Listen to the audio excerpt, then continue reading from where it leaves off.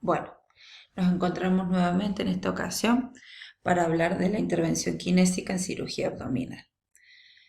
La cirugía abdominal representa un número significativo en todo lo que conlleva a cirugías mayores.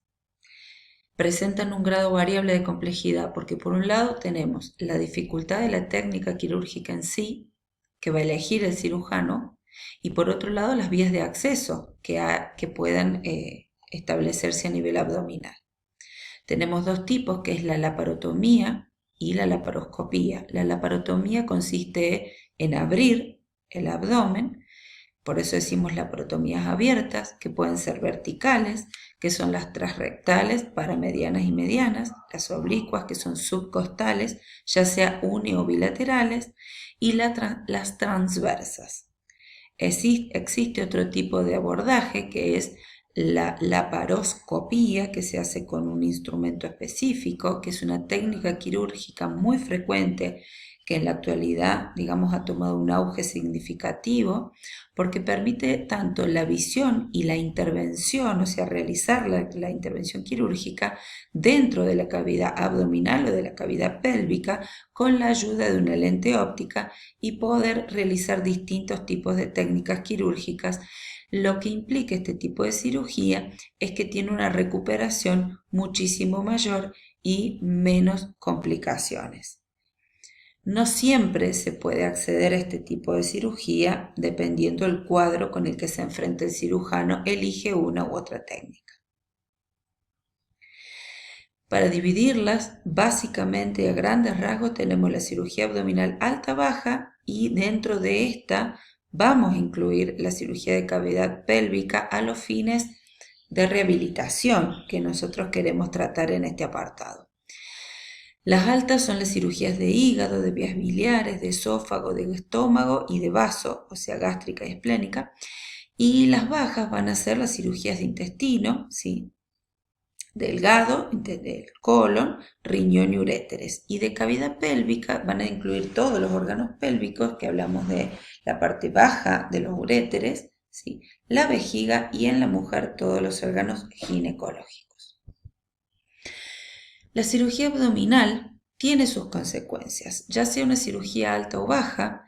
A nivel pulmonar trae consecuencias muy específicas, afecta a la función pulmonar y la mecánica respiratoria, y es muy común, y es algo que vamos a ver ahora muy detallado, todas las complicaciones pulmonares postoperatorias que pueden sufrir los pacientes sometidos a este tipo de cirugías. Van a tener disminución de la movilidad diafragmática, depresión del sistema nervioso central, obviamente por sometimiento a la anestesia, cambios en la relación BQ, tos inefectiva, aumento de la frecuencia respiratoria, reducción de los volúmenes y capacidades pulmonares. Muchos estudios han demostrado que las complicaciones pulmonares postoperatorias de una cirugía abdominal también están influenciadas por el tiempo de inmovilización que tiene el paciente, el tipo de incisión que se utiliza, y esto conlleva un incremento en la morbilidad o morbimortalidad, como se le suele decir, y también a aumento en la estancia hospitalaria y aumento de los costos sanitarios. Quiero aclarar que en muchos casos la mayoría de estas complicaciones se dan debido al no control del dolor postoperatorio. Muchas veces gran parte de la recuperación de un paciente a nivel médico conlleva a que se haga un control del dolor del paciente en el postquirúrgico, ya sea inmediato, mediato y a largo plazo. Otras complicaciones que pueden surgir postoperatorias son hemorragias, sepsis, infección de la herida o sitio quirúrgico, abscesos, ya sea intra o retroperitoneales, peritonitis, ileo postoperatorio, que es cuando hay una parálisis del intestino, ya sea adinámica o dinámica, ¿sí?, arritmias, infarto agudo de miocardio, paro cardiorrespiratorio, insuficiencia renal postoperatoria, insuficiencia hepatorrenal postoperatorio, tromboembolismo pulmonar, coagulopatías, tromboflebitis, entre las más comunes. Obviamente existen otro tipo de complicaciones, pero bueno, aquí encontramos las más habituales. Vamos a hablar ahora de las complicaciones pulmonares postoperatorias. Las más importantes y la más importante es la hipoxemia.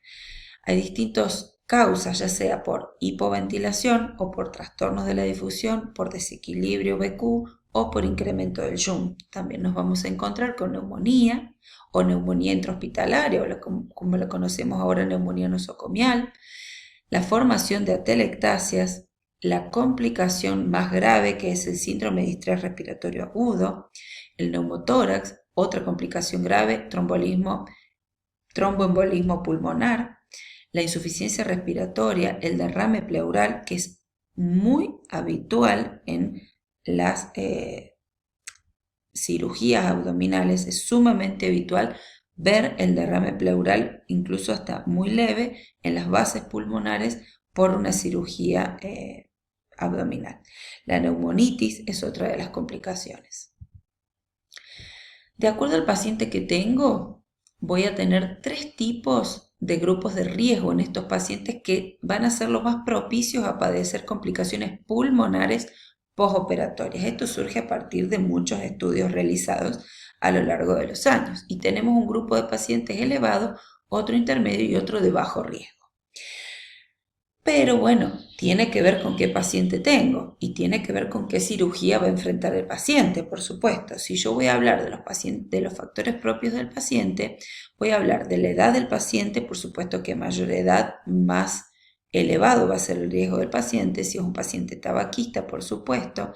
Si es un paciente con índice de masa corporal no correcto o no común, por ejemplo un obeso, un hiperobeso, una obesidad mórbida, o un paciente con muy bajo peso, un desnutrido, también me va a traer posiblemente o más factiblemente complicaciones pulmonares. Y la presencia o no de patología pulmonar, en este caso de patología pulmonar obstructiva crónica o la severidad de esta patología, si mi paciente lo padece o no, también va a hacer que pertenezca a uno de estos 3 grupos de riesgo.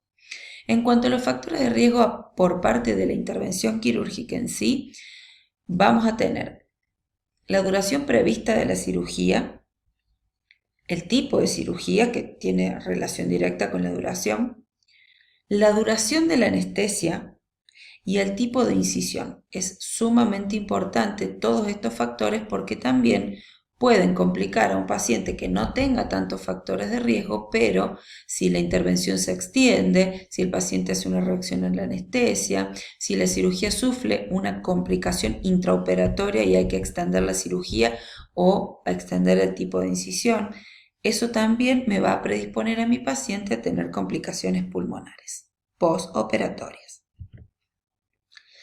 Esto es un apartado que les quería comentar, que es la técnica de abdomen abierto. Sucede mucho en los pacientes sometidos a cirugía abdominal. ¿Por qué se usa? La técnica de abdomen abierto se usa para el manejo en forma predominantemente de la sepsis abdominal. O sea, cuando hay algo que en la cirugía no sale bien o que el paciente terminó su postoperatorio y en el postoperatorio inmediato hace una complicación y necesita una reintervención quirúrgica, muchas veces se dan cuenta que hay una sepsis y el paciente queda con el abdomen abierto.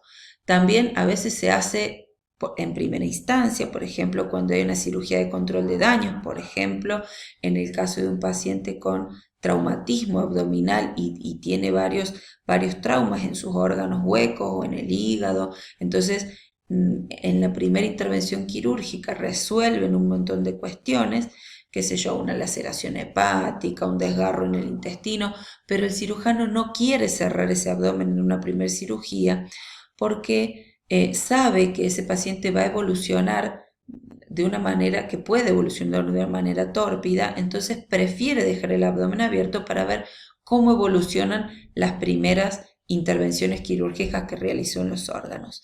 También puede ser usada en sospecha o presencia de síndrome compartimental abdominal, también puede ser usada cuando hay pérdida de la pared abdominal y muchas veces cuando hay dificultad para el cierre de la pared abdominal.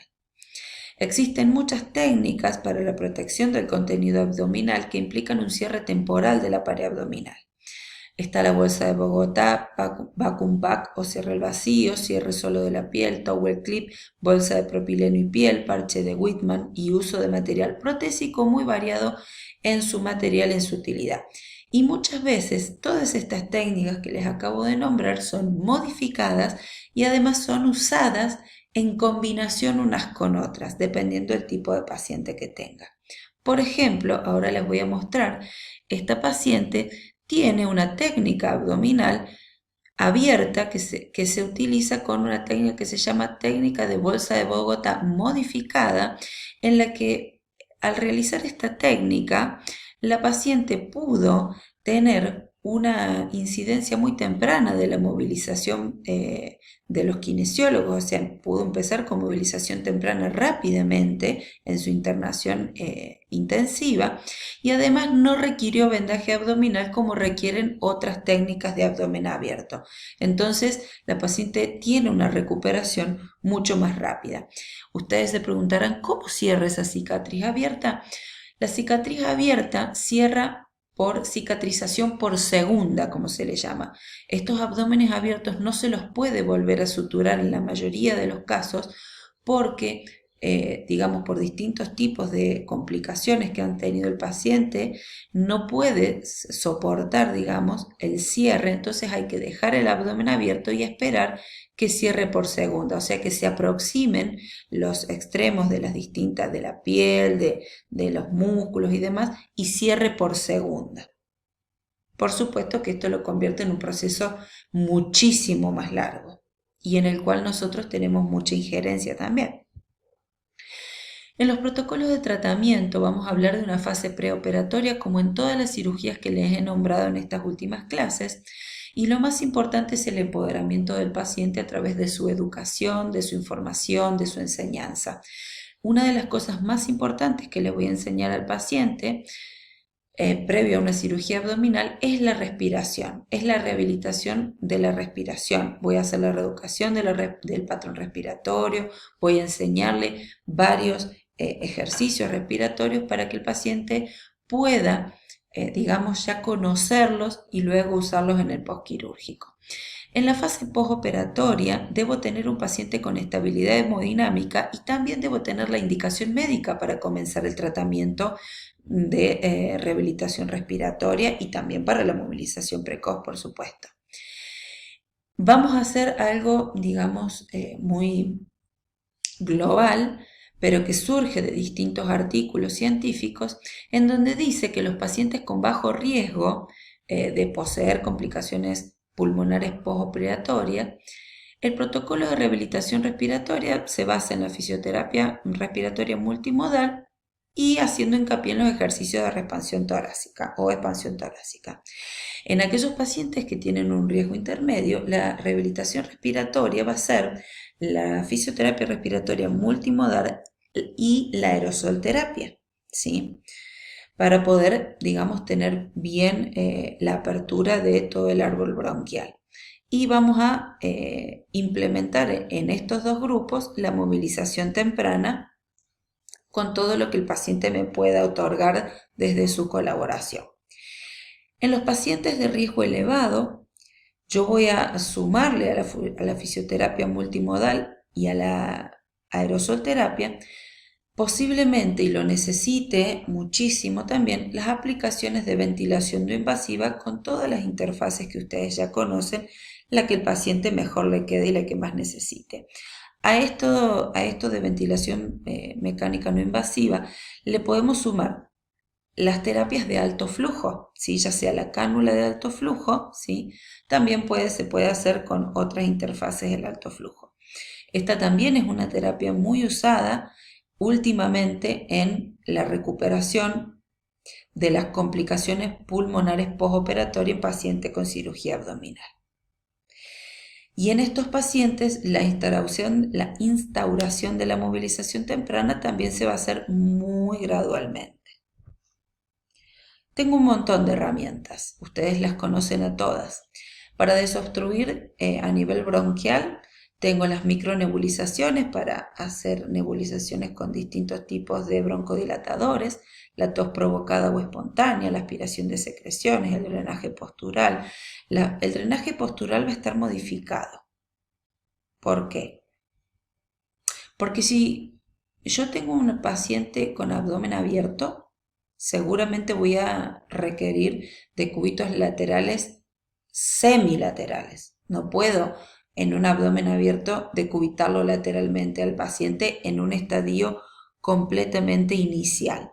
Tengo que esperar que haya una cierta cicatrización o que el médico haya usado una técnica, como por ejemplo la bolsa de Bogotá modificada, en donde a mí me asegure que si yo lo voy a decubitar al paciente, ¿sí? Para hacer un drenaje postural, digamos, no voy a tener ningún tipo de complicaciones como una evisceración de todos los órganos, ¿no es cierto? Entonces, de acuerdo a la técnica, también voy a tener que ver cómo me manejo con el drenaje postural y con todos los posicionamientos del paciente. Las vibraciones, las vibrocompresiones, que son las maniobras manuales, la aerosolterapia. Para las técnicas expiratorias lentas, para depurar la vía aérea respiratoria media, el drenaje autógeno, el GOLD, las técnicas respiratorias forzadas para depuración de vía aérea proximal o vía aérea alta, el TEF, la tos dirigida, la tos provocada, y todas las técnicas de expansión pulmonar que yo conozca.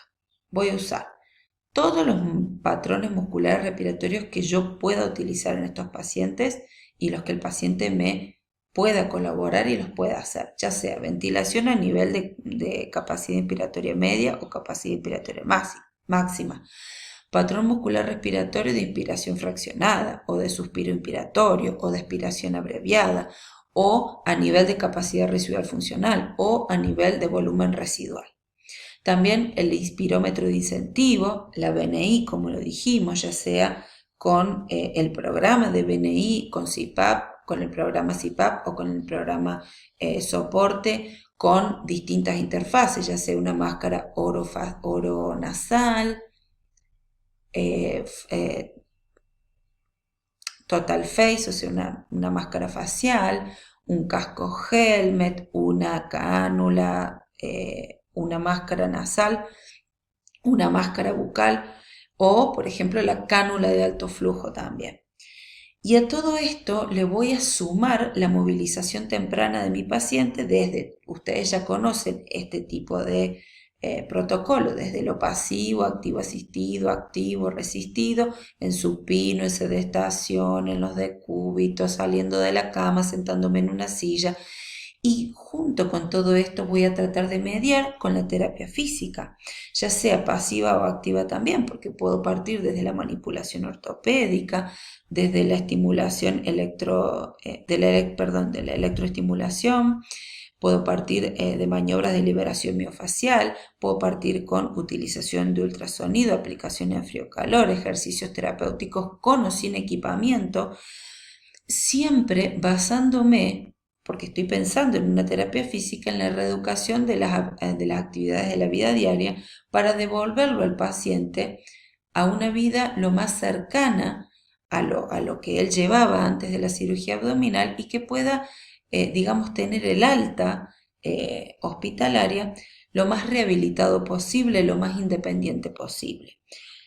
En el caso de que el paciente no tenga una recuperación o su recuperación sea más lenta, voy a también extender mi tratamiento a la alta hospitalaria y al tratamiento ambulatorio para recuperar lo que el paciente necesite, ya sea la función pulmonar o la parte de movilización, digamos, de todo el resto del cuerpo.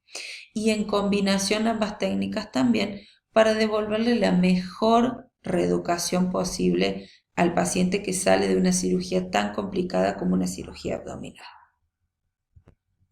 Bueno, muchas gracias por su atención.